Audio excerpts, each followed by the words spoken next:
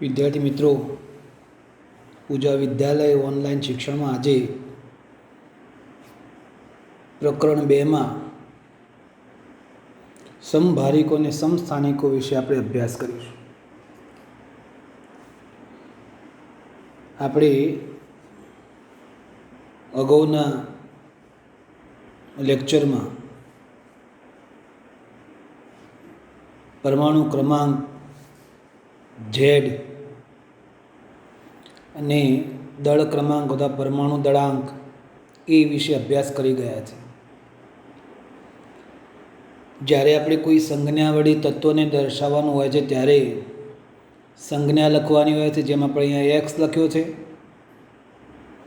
ત્યાર પછી આપણે જ્યાં સંજ્ઞા લખીએ એના મૂર્ધાંકમાં એટલે ડાબી બાજુએ ઉપર જ્યાં આપણે પરમાણુ દળાંક અથવા તો દળ ક્રમાંક લખીએ છીએ, સંજ્ઞાની નીચે જ્યાં પાદાંક કહીએ છીએ જમણી બાજુ નીચે જ્યાં આપણે પરમાણુ ક્રમાંક લખીએ છીએ, તો આ સંજ્ઞાને અથવા તત્વને એના પરમાણુ ક્રમાંક અને દળ ક્રમાંક સહિત દર્શાવવાનું થાય તો આપણે આ રીતે દર્શાવી શકીએ છીએ. તત્વની સંજ્ઞા લખવાની, ડાબી બાજુ ઉપર દળ ક્રમાંક, ડાબી બાજુ નીચે પરમાણુ ક્રમાંક વડે આપણે દર્શાવીએ છીએ. જેમ અહીં નીચે આપણે કાર્બનને દર્શાવ્યો છે 6C14, કાર્બનનો પરમાણુ ક્રમાંક 6 અને આ રેડિયોએક્ટિવ કાર્બન છે એટલે એનો દળ ક્રમાંક 14 છે. તો અહીંયા આપણે આ રીતે સંજ્ઞાની મદદથી દળ ક્રમાંક અને પરમાણુ ક્રમાંક સહિત તત્વને આપણે દર્શાવી શકીએ છીએ. હવે આપણે સમભારિકની વ્યાખ્યા જોવાના છે. અહીંયા બે તત્વો આપ્યા છે 6C14 અને 7N14. આ બંને તત્વો એકબીજાના સમભારિકો છે. તો તમે જોઈને જ કહી શકશો. સમભારિક એટલા માટે કહી રહ્યા છીએ કે તમે અહીંયા બંનેના પરમાણુ ક્રમાંક જુઓ છો તો બંનેના પરમાણુ ક્રમાંક જુદા જુદા છે, પરંતુ બંને તત્વોના દળ ક્રમાંક સરખા છે. એટલે જે તત્વોના પરમાણુ ક્રમાંક જુદા જુદા હોય પરંતુ પરમાણુ ક્રમાંક સરખા હોય, આવું એટલા માટે થાય કે પરમાણુ ક્રમાંક જુદા જુદા હોય પરંતુ બંનેમાં ન્યુટ્રોનની સંખ્યા એવી હોય કે જેથી કરીને દળ ક્રમાંક સરખા થાય. અહીંયા પરમાણુ ક્રમાંક 6 છે પણ એમાં 8 ન્યુટ્રોન હોવાથી એનો પરમાણુ દળાંક 14 થાય છે. અહીંયા પરમાણુ ક્રમાંક 7 પણ ન્યુટ્રોન પણ 7 હોવાથી એનો દળ ક્રમાંક 14 થાય છે. એટલે આપણે કહીશું જે તત્વોના પરમાણુ ક્રમાંક જુદા જુદા હોય પરંતુ તેમના દળ ક્રમાંક સરખા હોય તેવા તત્વોને સમભારિક તત્વો, એકબીજાના સમભારિકો તરીકે આપણે ઓળખીએ છીએ. બીજું આપણે જોવાના છે સમસ્થાનિકો વિશે. સમસ્થાનિક અહીંયા આપણે હાઇડ્રોજનના સમસ્થાનિક લખ્યા છે 1H1 1D2 1T3. પ્રોટિયમ, ડ્યુટેરિયમ અને ટ્રિટિયમ દર્શાવ્યા છે. તમે જોઈ શકો છો પરમાણુ ક્રમાંક સરખા છે પરંતુ દળ ક્રમાંક જુદા જુદા છે. તો અહીંયા આપણે યાદ રાખીએ કે જે તત્વોના પરમાણુ ક્રમાંક સરખા હોય પરંતુ દળ ક્રમાંક જુદા જુદા હોય તેવા તત્વોને એકબીજાના સમસ્થાનિકો તરીકે આપણે ઓળખીએ છીએ. એ હાઇડ્રોજનના સમસ્થાનિકની વાત કરીએ છીએ ત્યારે હાઇડ્રોજનના સમસ્થાનિકનું જે વાતાવરણમાં પ્રચુરતા છે એ પ્રોટિયમની વધારે છે, ટ્રિટિયમની ખૂબ જ ઓછી છે કારણ કે એનું વિઘટન થઈ જાય છે એટલા માટે. તો પ્રોટિયમની 99.985 છે, ડ્યુટેરિયમની 0.015% છે. તો આ રીતે 3 સમસ્થાનિક હાઇડ્રોજનના છે. એવી રીતે કાર્બનના 3 સમસ્થાનિક 6C12, 6C13, 6C14. અહીંયા આપણે જોઈએ છીએ કે પ્રોટોન જે પણ તત્વો છે એમાં પરમાણુ ક્રમાંક સરખા છે. અહીંયા 3 તત્વોમાં પ્રોટોનની સંખ્યા સરખી, ઇલેક્ટ્રોનની સંખ્યા સરખી, પણ ન્યુટ્રોનની સંખ્યા જુદી જુદી છે. એ ન્યુટ્રોન 6, એ ન્યુટ્રોન 7, એ ન્યુટ્રોન 8. જ્યારે પ્રોટોન 6, અહીંયા પણ પ્રોટોન 6, અહીંયા પણ પ્રોટોન 6. તો બીજી પણ વ્યાખ્યા કરે, પ્રોટોનની સંખ્યા સરખી હોય પરંતુ ન્યુટ્રોનની સંખ્યા જુદી જુદી હોય તેવા તત્વોને એકબીજાના સમસ્થાનિક કહીએ છીએ. અહીંયા આપણે જોઈએ છીએ ક્લોરીનના 2 સમસ્થાનિકો 17Cl35, 17Cl37. આમ સમસ્થાનિક કે જે પરમાણુ ક્રમાંક સમાન હોય પરંતુ દળ ક્રમાંક જુદા જુદા હોય તેવા તત્વોને આપણે એકબીજાના સમસ્થાનિકો તરીકે ઓળખીએ છીએ. બીજી મહત્ત્વની વાત એટલા માટે એક સમસ્થાનિક જેમનું આવર્ત કોષ્ટકમાં એક જ સ્થાન હોય. ધારો કે આવર્ત કોષ્ટકમાં આપણે હાઇડ્રોજન દર્શાવીશું, કાર્બન 6C12 દર્શાવીશું, પણ બીજા સમસ્થાનિકને આપણે દર્શાવતા નથી. એટલે આપણે એને સમસ્થાનિક એ પરમાણુ ક્રમાંકને આધારે આવર્ત કોષ્ટકમાં આપણે સ્થાન દર્શાવીએ છીએ, માટે એક જ સ્થાન હોય છે. દરેક સમસ્થાનિકમાં ઇલેક્ટ્રોન રચના સરખી હોય છે, ઇલેક્ટ્રોનની સંખ્યા સરખી હોય છે, અને માટે બધા જે સમસ્થાનિકો છે એ સમસ્થાનિક એ એક સરખા રાસાયણિક ગુણધર્મ ધરાવે છે. કારણ કે રાસાયણિક ગુણધર્મ એ તત્વમાં રહેલા ઇલેક્ટ્રોનની સંખ્યા ઉપર આધાર રાખે છે. અને આમ સમસ્થાનિકો એક સરખી ઇલેક્ટ્રોન રચના ધરાવતા હોવાથી તે એક સરખા રાસાયણિક ગુણધર્મ ધરાવે છે. ત્યાર પછી આપણે રુથરફોર્ડનો જે કેન્દ્રીય પરમાણુ નમૂનો જોયો છે એને આપણે ખામીઓ જોવાના છે. રુથરફોર્ડનો કેન્દ્રીય પરમાણુ નમૂનો, તો રુથરફોર્ડનો પરમાણુ નમૂનો આપણે જાણ્યો છે કે ચર્ચા કરી છે કે રુથરફોર્ડે આપણને એવું કીધું છે કે પરમાણુનું દળ એ નાના ભાગમાં કેન્દ્રિત થયેલું છે અને જેને આપણે કેન્દ્ર કહીએ છીએ, જેને આપણે ન્યુક્લિયસ તરીકે ઓળખીએ છીએ. ત્યાર પછી બીજી આપણે એને એવી માહિતી કીધેલી છે રુથરફોર્ડના કેન્દ્રીય પરમાણુ નમૂનામાં કે ઇલેક્ટ્રોન કેન્દ્રની આસપાસ વર્તુળાકાર માર્ગે ફરે છે, જેને કક્ષા કહેવાય. અહીંયા આપણે સૂર્યમંડળ કે જેમાં સૂર્ય કેન્દ્રમાં હોય એની આસપાસ સૂર્યમંડળના જે ગ્રહો છે એ સૂર્યની આસપાસ એની ચોક્કસ કક્ષામાં ભ્રમણ કરતા હોય છે અને પોતાની ધરી પર પણ ભ્રમણ કરતા હોય છે. સૂર્યમંડળ વિશે આપણે બધા જાણીએ છીએ કે સૂર્ય કેન્દ્રમાં છે અને દરેક ગ્રહ પોતાની ધરી ઉપર તો ભ્રમણ કરતો જ હોય, સાથે સાથે સૂર્યની આસપાસ એની કક્ષામાં પણ પરિક્રમણ કરતો હોય છે. આવું જ આપણે આપણા કેન્દ્રીય નમૂનામાં જોઈએ છે. કેન્દ્રીય નમૂનામાં આપણે જોઈએ કેન્દ્ર, જેને આપણે ન્યુક્લિયસ કીધું છે. ન્યુક્લિયસની આસપાસ ઇલેક્ટ્રોન પોતાની ધરી ઉપર તો ફરે છે, પણ સાથે સાથે કેન્દ્રની આસપાસ એની કક્ષામાં પરિક્રમણ કરે છે. તો આપણે સૂર્યમંડળ માટે ગુરુત્વાકર્ષણ બળ માટેનું આ સૂત્ર ભણી ગયા છે. ગુરુત્વાકર્ષણ બળ G = જે સાર્વત્રિક ગુરુત્વાકર્ષણ અચળાંક છે, m1m2/r². G અચળાંક છે, સાર્વત્રિક અચળાંક તરીકે આપણે લીધેલો છે. m1 અને m2 સૂર્ય અને જે ગ્રહની આપણે વાત કરતા હોઈએ, કારણ કે આપણે આ સમજવા માટે સૂર્ય અને પૃથ્વીની વાત કરીએ તો સૂર્યનું દળ, પૃથ્વીનું દળ અને r એ બંને વચ્ચેનું અંતર છે. તો અહીંયા આપણે આ સમીકરણ દ્વારા એને દર્શાવી શકીએ છીએ. એવું જ અહીંયા પણ આપણે કેન્દ્રીય પરમાણુમાં અહીંયા જેમ ગુરુત્વાકર્ષણ બળ છે એવું અહીંયા આગળ કુલંબિક આકર્ષણ બળ છે. એ આકર્ષણ બળને પણ આપણે આ રીતે દર્શાવી શકીએ છીએ.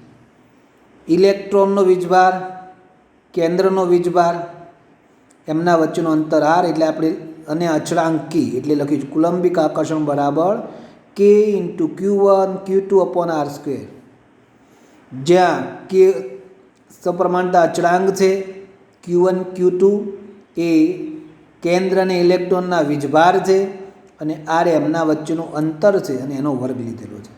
તો બંને પ્રણાલીઓ માટે, સૂર્યમંડળ માટે અને કેન્દ્રીય નમૂના માટે આપણે આ રીતે સમીકરણ દ્વારા દર્શાવી શકીએ છીએ.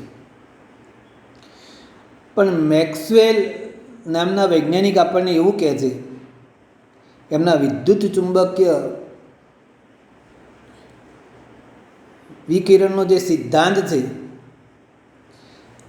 તો એ સિદ્ધાંત પ્રમાણે એવું કીધું છે, કોઈ પણ ભારિત કણ પ્રવેગિત થાય ત્યારે વિદ્યુત ચુંબકીય વિકિરણ ઉત્સર્જિત કરે છે. તો કોઈ પણ વીજભારિત કણ જ્યારે પ્રવેગિત થાય છે ત્યારે વિદ્યુત ચુંબકીય વિકિરણ ઉત્સર્જિત થાય છે, એવું મેક્સવેલ નામના વૈજ્ઞાનિકે આપણને જણાવ્યું છે. હવે અહીંયા આગળ જ્યારે ઇલેક્ટ્રોનની વાત કરીએ ત્યારે કે ઇલેક્ટ્રોન પોતે વીજભારિત કણો છે અને કેન્દ્રની આસપાસ એ જ્યારે ગતિ કરે છે એની કક્ષામાં, ત્યારે પ્રવેગી ગતિ કરે છે. વીજભારિત ઇલેક્ટ્રોન પ્રવેગી ગતિ કરે છે. તો એ ઇલેક્ટ્રોન એ ખરેખર જ્યારે પ્રવેગી ગતિ કરે ત્યારે ઇલેક્ટ્રોન એ વિકિરણનું ઉત્સર્જન કરતો હોવો જોઈએ. આવું આપણે કેન્દ્રીય નમૂના માટે કહી શકીએ. આવું આપણે સૌરમંડળમાં ગ્રહ માટે નથી કહી શકતા, કારણ કે ગ્રહ જોડે વીજભાર હોતો નથી. એટલે આપણું આ જે વિદ્યુત ચુંબકીય વિકિરણ છે એ આપણા સૂર્યમંડળને લાગુ નથી પડતું, પણ કેન્દ્રીય નમૂનાને લાગુ પડશે મેક્સવેલના નિયમ પ્રમાણે. આવી રીતે જે વિકિરણ દ્વારા જે ઉર્જા ઇલેક્ટ્રોનમાંથી ઉત્સર્જિત થશે એ ઉર્જા ઇલેક્ટ્રોનની ગતિમાંથી આવે છે અને આથી કક્ષાઓનું કક્ષા સંકોચાશે, એટલે સંકોચન થવાનું ચાલુ રહે છે અને તેથી ઇલેક્ટ્રોન 10⁻⁸ સેકન્ડમાં જ સર્પિલ થઈને કેન્દ્રમાં જશે અને પરમાણુ અસ્થાયી છે બની જશે. કહેવાનો મતલબ એવો છે કે જ્યારે ઇલેક્ટ્રોન કેન્દ્રની આસપાસ પ્રવેગી ગતિ કરે એટલે ઇલેક્ટ્રોન પોતે વીજભારિત છે, એ પ્રવેગી ગતિ કરે છે અને પ્રવેગી ગતિ કરે છે માટે મેક્સવેલના નિયમ પ્રમાણે એમાંથી વિકિરણનું ઉત્સર્જન થાય. આ વિકિરણનું ઉત્સર્જન એ વિકિરણ પણ એક ઉર્જા છે. તે ઉર્જા ક્યાંથી આવશે? તો વિકિરણ દ્વારા લઈ જવાતી જે ઉર્જા છે એ ઇલેક્ટ્રોનની ગતિમાંથી જ આવશે અને ઇલેક્ટ્રોનની ગતિમાંથી ઉર્જા આવશે એટલે ઇલેક્ટ્રોનની ગતિમાંથી ઉર્જા ઘટવાને કારણે કક્ષા સંકોચાવાનું ચાલુ થશે, એટલે ઇલેક્ટ્રોન કેન્દ્રની નજીક જવા માંડશે. કોઈ એક સમયે ઇલેક્ટ્રોન સર્પિલ થઈ, એટલે કે 10⁻⁸ સેકન્ડમાં તો ઇલેક્ટ્રોન સર્પિલ થઈ એટલે સાપની માફક આમ ઝડપથી દોડી અને કેન્દ્રમાં સમાઈ જશે. તો આ રીતે આપણે એની સ્થિરતા, રુથરફોર્ડના પરમાણુ નમૂનાની જે સ્થિરતા છે અને જે કેન્દ્રીય નમૂનો આપ્યો છે એ આપણે રુથરફોર્ડ સમજાવી શકતો નથી. બીજી એક એની ક્ષતિ એવી છે કે ઇલેક્ટ્રોન કેન્દ્રની આસપાસ કઈ રીતે વહેંચાયેલા હોય છે તે અંગેની માહિતી રુથરફોર્ડે આપેલી નથી. એવું ખાલી કીધેલું છે કે ઇલેક્ટ્રોન કેન્દ્રની આસપાસ જે વર્તુળાકાર માર્ગે ફરે છે, પણ ઇલેક્ટ્રોન તો જાણીએ છીએ આ પ્રમાણે કે ઇલેક્ટ્રોનની સંખ્યા એક ઇલેક્ટ્રોન નથી, એક હાઇડ્રોજન સિવાય બીજા તત્વોમાં એક કરતાં વધારે ઇલેક્ટ્રોન છે. તો એ ઇલેક્ટ્રોન કેવી રીતે ગોઠવાયેલા છે એ અંગેની માહિતી રુથરફોર્ડે આપી નથી. તો ઇલેક્ટ્રોન કેન્દ્રની આસપાસ કઈ રીતે વહેંચાયેલું છે તેની પણ જાણકારી આપી નથી. તો અહીં આપણે રુથરફોર્ડના જે નમૂનાની ખામીઓ છે એની આપણે ચર્ચા કરી અને આ બે પ્રકારની ખામી આપણે એને સમજ્યા કે એક તો એ સ્થિરતાને સમજાવી શકતો અને ઇલેક્ટ્રોનની વહેંચણી પણ અહીં સમજાવી શકતો નથી. હવે આપણે બીજો પ્રશ્ન જોવાના છીએ. એમાં વિદ્યુત ચુંબકીય વિકિરણનો તરંગ સ્વભાવ. વિદ્યુત ચુંબકીય વિકિરણના તરંગ સ્વભાવ વિશે આપણે સમજતા પહેલાં અહીંયા આપણે બે પ્રકારની ચર્ચા અંદર આવશે. વિદ્યુત ચુંબકીય વિકિરણનો કણ સ્વભાવ અને વિદ્યુત ચુંબકીય વિકિરણનો તરંગ સ્વભાવ. અહીં વિદ્યુત ચુંબકીય વિકિરણ એટલે શું? તો પ્રકાશને વિદ્યુત ચુંબકીય વિકિરણ તરીકે આપણે ઓળખીએ છીએ. સૂર્યમાંથી પૃથ્વી સુધી જ્યારે પ્રકાશ આવે છે એ વિદ્યુત ચુંબકીય વિકિરણ મારફતે જ આપણા સુધી પહોંચે છે. એટલે અહીં આગળ આપણા જે પ્રકાશને આપણે જુદી જુદી દલીલો દ્વારા પહેલાં આપણે એની કણ પ્રકૃતિ સ્વીકારીએ. હવે આપણે તરંગ પ્રકૃતિ સ્વીકારવાના છીએ અને આપણે પહેલાં તરંગ પ્રકૃતિની ચર્ચા કરીશું ને આના પછી આપણે એની કણ પ્રકૃતિની ચર્ચા કરવાના છે. પણ આપણે જાણીએ છીએ પ્રમાણે પ્રકાશ એ વિકિરણનું સ્વરૂપ છે અને આપણે ઘણા સમય તેનું વિકિરણ સ્વરૂપ આપણે સ્વીકાર્યું છે. આપણે પણ તમે પણ નીચલા ધોરણમાં ભણ્યા છો કે પ્રકાશ વિદ્યુત ચુંબકીય વિકિરણ સ્વરૂપે સૂર્યથી પૃથ્વી તરફ આવે છે. પણ શરૂઆતમાં અગાઉના સમયમાં ન્યૂટનના જે સમય છે એ વખતમાં કેટલાક પ્રયોગો સમજવા માટે પ્રકાશ કણનો બનેલો છે એમ ધારવામાં આવેલું છે. પ્રકાશ કણનો બનેલો છે એટલે પ્રકાશ એ કણ છે એવું પ્રકાશની કણ પ્રકૃતિ સ્વીકારવામાં આવેલી કે પ્રકાશ એ કણ સ્વરૂપે છે. હવે અહીંયા આગળ આપણે એવું કહેવાના છીએ કે 19મી સદીમાં પ્રકાશની તરંગ પ્રકૃતિ વિશે ઘણી બધી ચર્ચા છે અને આપણે એની ચર્ચા અને એના વિશેની માહિતી આપણે અહીંયા આગળ જોવાના છીએ. તો 19મી સદીમાં જ પ્રકાશની તરંગ પ્રકૃતિ પ્રસ્થાપિત થઈ છે. તો 19મી સદીમાં એટલે અહીંયા આગળ જેમ્સ મેક્સવેલે આપણને 1870માં જે વિદ્યુતની રીતે ભારિત કણો પ્રવેગિત હોય, વિદ્યુતીય રીતે ભારિત કણો જ્યારે પ્રવેગિત હોય ત્યારે એકાંતરે રીતે વિદ્યુતીય ક્ષેત્ર અને ચુંબકીય ક્ષેત્ર ઉત્પન્ન થાય છે અને પારગમિત થાય છે. આ ક્ષેત્રો તરંગ તરીકે પારગમિત થાય છે જેને વિદ્યુત ચુંબકીય તરંગો અથવા વિદ્યુત ચુંબકીય તરંગ તરીકે વિકિરણ તરીકે આપણે ઓળખીએ છીએ.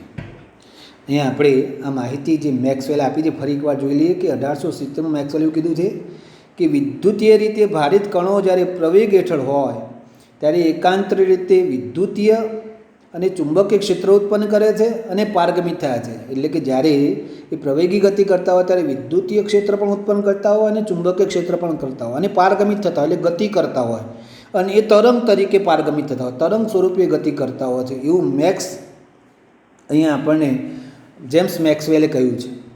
અને આપણા જે તરંગ સ્વરૂપે જે પારગમન થાય છે એવા તરંગને આપણે વિદ્યુત ચુંબકીય તરંગ અથવા તો વિદ્યુત ચુંબકીય વિકિરણ તરીકે આપણે એને ઓળખીએ છીએ. હવે આપણે એને આકૃતિથી સમજવાના છે કેવી રીતે એ પારગમિત થાય છે તે. આ વિદ્યુત ચુંબકીય તરંગો એ જ્યારે પારગમિત થાય છે ત્યારે ઉત્પન્ન થતા જે વિદ્યુતીય ક્ષેત્ર અને ચુંબકીય ક્ષેત્ર એકબીજાને લંબ અને તરંગના સંચરણની દિશાને પણ લંબ હોય છે. દાખલા તરીકે આપણે આકૃતિમાં જોઈ શકીએ છીએ કે આપણે આ જે લાલ રંગથી દોર્યા છે વિદ્યુતીય ક્ષેત્ર છે અને વાદળી રંગથી દોરેલા એ ચુંબકીય ક્ષેત્ર છે. બંને જોઈ શકીએ છીએ. તમે જો અહીંયા આ વાય જે છે અક્ષ છે એ વિદ્યુતીય ક્ષેત્ર માટેનું અક્ષ છે અને ઝેડ અક્ષ એ ચુંબકીય ક્ષેત્ર દર્શાવે છે. તો બંને એકબીજાને કેવા છે? લંબ. બીજું સંચરણની દિશા એ એક્સ અક્ષ છે તો ઝેડ અને વાયને એક્સ અક્ષ કેવી રીતે ગોઠવેલું? લંબ. એટલે માટે આપણે લખ્યું છે કે વિદ્યુતીય ક્ષેત્ર અને ચુંબકીય ક્ષેત્ર એકબીજાને લંબ અને તરંગના સંચરણ દિશાને પણ લંબ હોય છે. આ જેમ વિદ્યુત ચુંબકીય તરંગોનું જ્યારે પારગમન થાય છે ત્યારે આ પ્રકારે વિદ્યુતીય ક્ષેત્ર અને ચુંબકીય ક્ષેત્ર એ એકબીજાને લંબ હોય છે અને સંચરણ દિશાને પણ લંબ હોય છે. એવું આપણું પહેલું પરિણામ છે. બીજું પરિણામ વિદ્યુત ચુંબકીય વિકિરણનું પ્રસરણ અથવા પારગમન. તો આપણે જાણીએ છીએ કે અવાજ અને પાણીના તરંગોની જે તરંગો હોય એમને પ્રસરવા માટે માધ્યમની જરૂર હોય. પાણીના તરંગો હોય કે ધ્વનિના તરંગો હોય એને પ્રસરવા માટે માધ્યમની જરૂર હોય છે. પણ અહીં વીજ ચુંબકીય જે તરંગો છે એ વીજ ચુંબકીય તરંગોને પ્રસરવા માટે માધ્યમની જરૂર હોતી નથી. શૂન્ય અવકાશમાં પણ ગતિ કરે છે. આપણે જાણીએ છીએ કે આપણાથી ઘણા બધા પ્રકાશ વસ્તુ સૂર્યમાંથી નીકળેલા વિદ્યુત ચુંબકીય વિકિરણ આપણા સુધી પહોંચે છે કારણ કે વચ્ચે ક્યાંય માધ્યમ હોય ન હોય તેમ છતાં એ આવે આપણા સુધી પહોંચે છે કારણ કે અમને માધ્યમની જરૂર હોતી નથી. શૂન્ય અવકાશમાં પણ એ ગતિ કરી શકે છે. આપણને બીજી એવી ત્રીજી માહિતી આપણને એના વિશે મળી છે. ત્રીજી મુદ્દો જોવાના છે કે વિદ્યુત ચુંબકીય તરંગો જુદા જુદા પ્રકારના હોય છે. વિદ્યુત ચુંબકીય જે તરંગો છે એ જુદા જુદા પ્રકારના હોય છે. અને એમને આપણે એકબીજાની તરંગ લંબાઈ અથવા તો આવૃત્તિથી આપણે એમને અલગ કરી શકીએ છીએ કે વિદ્યુત ચુંબકીય તરંગો છે એમને આપણે એમની તરંગ લંબાઈ અને આવૃત્તિથી આપણે એમને અલગ કરી શકીએ છીએ. અને આ વિદ્યુત ચુંબકીય તરંગો એટલે કે આ બધા જે જુદા જુદા આવૃત્તિ અને તરંગમ ધરાવતા જે તરંગો છે એમણે વિદ્યુત ચુંબકીય વર્ણપટ તરીકે પણ આપણે ઓળખીએ છીએ. અહીં આગળ આપણે જોઈએ છીએ જુદી જુદી આવૃત્તિઓ દર્શાવેલી છે, સાથે સાથે કયા પ્રકારના તરંગો છે અને એમનો શું ઉપયોગ છે પણ આપણને દર્શાવે છે. દાખલા તરીકે 10⁶ હર્ટ્ઝ આવૃત્તિ ધરાવતા રેડિયો આવૃત્તિ ક્ષેત્રના તરંગો કે જે રેડિયો પ્રસારણ માટે ઉપયોગમાં આવે છે. 10⁶ હર્ટ્ઝ જે રેડિયો પ્રસારણમાં ઉપયોગી, જેને આપણે રેડિયો આવૃત્તિના ક્ષેત્રો રેડિયો તરંગો તરીકે આપણે ઓળખીએ છીએ. બીજા 10⁻⁻ હર્ટ્ઝ આવૃત્તિ ધરાવતા સૂક્ષ્મ તરંગ ક્ષેત્રો માઇક્રોવેવ્સ, જે આપણે અહીં આગળ જોઈએ તે પ્રમાણે કે આપણા જે તરંગો છે એ રડાર માટે જરૂરી છે. તો અહીં આગળ રડાર માટેના ઉપયોગી તરંગો છે જેને આપણે અહીંયા આપણે સૂક્ષ્મ તરંગ ક્ષેત્ર 10⁻⁻ હર્ટ્ઝ આવૃત્તિ ધરાવતા જે તરંગો છે રડાર માટે વપરાય છે. પારરક્ત તરંગો જેમની આવૃત્તિ 10⁻13 હર્ટ્ઝ છે એ ગરમ કરવા માટે આપણે આ તરંગોનો ઉપયોગ કરી શકીએ છીએ. અલ્ટ્રાવાયોલેટ જેને આપણે 10⁻16 હર્ટ્ઝ આવૃત્તિ ધરાવતા તરંગો કહીએ છીએ, સૂર્યના વિકિરણનો એક ઘટક છે. આપણે જાણીએ છીએ કે સૂર્યમાંથી આવતા યુવી રેઝ ઓઝોન સ્તરના ગાબડાવાળી વાત આપણે જાણીએ છીએ, તો એ અલ્ટ્રાવાયોલેટ્સ કિરણની વાત છે. અને છેલ્લે આપણે દશ પ્રકાશ 10⁻15 હર્ટ્ઝ, આપણે ઘણી બધી આવૃત્તિવાળા જે તરંગો જોયા પણ આપણે એ જોઈ શકતા નથી. એમને જોવા માટે ચોક્કસ સાધનનો ઉપયોગ કરવો પડે છે. માત્ર અને 10⁻15 હર્ટ્ઝ આવૃત્તિ ધરાવતા દૃશ્યમાન પ્રકાશવાળા જે તરંગો છે એ જ આપણી આંખ જોઈ શકે છે. ઉપરના આપણે તરંગો જોઈ શકતા નથી, એમને જોવા માટે ચોક્કસ સાધનનો ઉપયોગ કરવો પડે છે. તો આ રીતે જુદી જુદી આવૃત્તિ ધરાવતા તરંગોનો આખો વિદ્યુત ચુંબકીય વર્ણપટ હોય છે. એટલે જુદા જુદા તરંગો તરંગ લંબાઈ અને આવૃત્તિથી આપણે એમને અલગ કરી શકીએ છીએ. અહીં આપણે ચોથો મુદ્દો જોવાના છીએ કે આપણે આ જે વિદ્યુત ચુંબકીય વિકિરણ રજૂ કરવા માટે જુદા જુદા પ્રકારના એકમોની જરૂર પડશે.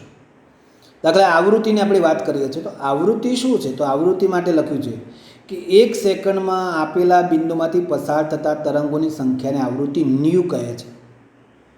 અને આવૃત્તિ ન્યુનો એસઆઈ એકમ હર્ટ્ઝ, હેનરીચ હર્ટ્ઝ નામના વૈજ્ઞાનિકના યાદમાં આપણે હર્ટ્ઝ એકમ આવૃત્તિનો છે, અથવા તેને આપણે સેકન્ડ ઇન્વર્સ તરીકે આપણે લઈ શકીએ છીએ.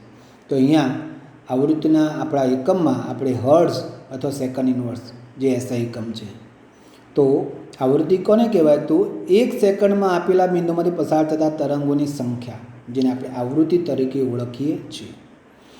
બીજો એક ભૌતિક રાશિ છે તરંગ લંબાઈ. તરંગ લંબાઈ તો અહીંયા આપણે જાણીએ છીએ પ્રમાણે, તમે નીચલા ધોરણમાં પણ ભણી ગયા છો, બે ક્રમિક ગટ કે બે ક્રમિક શૃંગ વચ્ચેના અંતરને તરંગ લંબાઈ કહે છે. અથવા કોઈ એક તરંગની લંબાઈને આપણે તરંગ લંબાઈ, તરંગ જ્યાંથી શરૂ થાય ને જ્યાં પૂરું થાય એટલી લંબાઈને આપણે તરંગ લંબાઈ તરીકે ઓળખીએ છીએ. તો વ્યાખ્યા આપણે તરંગ લંબાઈને યાદ રાખીએ કે તરંગ પ્રસરણ દરમિયાન બે ક્રમિક ગટ કે બે ક્રમિક શૃંગ વચ્ચેના અંતરને તે તરંગની તરંગ લંબાઈ કહે છે. ને એસઆઈ એકમ મીટર છે. આપણે જાણીએ છીએ કે લંબાઈનો એકમ મીટર છે, એટલે આપણે અહીંયા મીટર એકમનો ઉપયોગ કરીએ છીએ. તરંગ સંખ્યા ન્યુ બાર, તરંગ સંખ્યાને આપણે ન્યુ બાર કહીશું. એકમ લંબાઈમાં રહેલા તરંગોની સંખ્યાને તરંગ સંખ્યા કહેવાય. એકમ લંબાઈમાં રહેલા તરંગોની સંખ્યાને આપણે તરંગ સંખ્યા તરીકે ઓળખીએ છીએ. અને એકમ લંબાઈ એટલે લંબાઈનું એકમ મીટર છે, માટે શું થશે? મીટર ઇનવર્સ કે સેન્ટીમીટર ઇનવર્સ એ આપણી તરંગ સંખ્યા જે આપણે ન્યુ બાર તરીકે ઓળખીએ છીએ. તો આ રીતે આપણે આપણા ચોથા મુદ્દામાં આવૃત્તિ, તરંગ લંબાઈ અને તરંગ સંખ્યાને વ્યાખ્યાયિત કર્યા. તો અહીં આપણે વિદ્યુત ચુંબકીય વિકિરણનો તરંગ સ્વભાવ, મેક્સવેલે આપણને જે માહિતી આપી એના પરથી આપણે જુદા જુદા 4 મુદ્દામાં આપણે સમજ્યા કે આ રીતે એ તરંગ હોવાથી આ બધી એની લાક્ષણિકતાઓ ધરાવે છે. અને હવે આપણે વિદ્યુત ચુંબકીય વિકિરણનો કણ સ્વભાવ જોવાના છે. વિદ્યુત ચુંબકીય વિકિરણનો કણ સ્વભાવ. તો અહીંયા આપણે અગાઉ જે ચર્ચા કરી હતી કે વિદ્યુત ચુંબકીય વિકિરણ એ તરંગ સ્વભાવ ધરાવે છે. અત્યાર સુધી આપણે જે ચર્ચા કરી એમાં આપણે હંમેશા એના કણ સ્વભાવની ચર્ચા કરી છે. તો અહીંયા વિદ્યુત ચુંબકીય વિકિરણના કણ સ્વભાવની આપણે ચર્ચા કરવાના છે. તો કણ પ્રકૃતિ કેમ ધરાવે છે ને એને સમજવા માટે શું કરવાનું, તો આપણે અહીંયા આગળ એવું જોવાના છે કેટલાક એવી માહિતીઓ છે, કેટલીક એવા પ્રયોગોના પરિણામો છે કે જે તરંગ પ્રકૃતિ સમજાવી શકતી નથી. હમણાં જ આપણે અહીંયા ચર્ચા કરીએ એમ કે તરંગની આવૃત્તિ હોય, તરંગ લંબાઈ હોય, તરંગ સંખ્યા, આ બધી માહિતી આપણે જે મેળવી હમણાં કે વિદ્યુત ચુંબકીય વિકિરણ એ તરંગ સ્વરૂપે પ્રસરણ પામે છે. એમાં આ રીતે જુદા જુદા ચુંબકીય ક્ષેત્રની એની ચર્ચા કરી, મેક્સવેલના પ્રયોગની ચર્ચા કરીને એની ચર્ચા કરી, આપણે એની તરંગ પ્રકૃતિ સ્વીકારી છે. સાથે સાથે આપણે એવું પણ અંદર યાદ કરવાના છીએ કે વિવર્તન અને વ્યતિકરણ જેવી ઘટનાઓ, વિવર્તન અને વ્યતિકરણ જેવી કેટલીક પ્રાયોગિક ઘટનાઓ જે વિદ્યુત ચુંબકીય વિકિરણના તરંગ સ્વભાવને કારણે પ્રકાશમાં વિવર્તનની ઘટના અનુભવાય છે, પ્રકાશમાં વ્યતિકરણની ઘટના અનુભવાય છે. તો વિવર્તન અને વ્યતિકરણ એ પ્રકાશની ઘટનાઓ છે. વિવર્તન એટલે કે કોઈ અડચણથી સહેજ વાંકા વળવાની ઘટનાને આપણે વિવર્તન તરીકે ઓળખીએ છીએ. તો પ્રકાશ પોતાની માર્ગમાં કોઈ અડચણ આવે તો ત્યાંથી પ્રકાશ સહેજ વાંકો વળે છે, અને પ્રકાશ એ વાંકો વળે છે માટે એ વિવર્તન ધરાવે છે. અને વિવર્તન એટલા માટે ધરાવે છે કે પ્રકાશ તરંગ પ્રકૃતિ ધરાવે છે.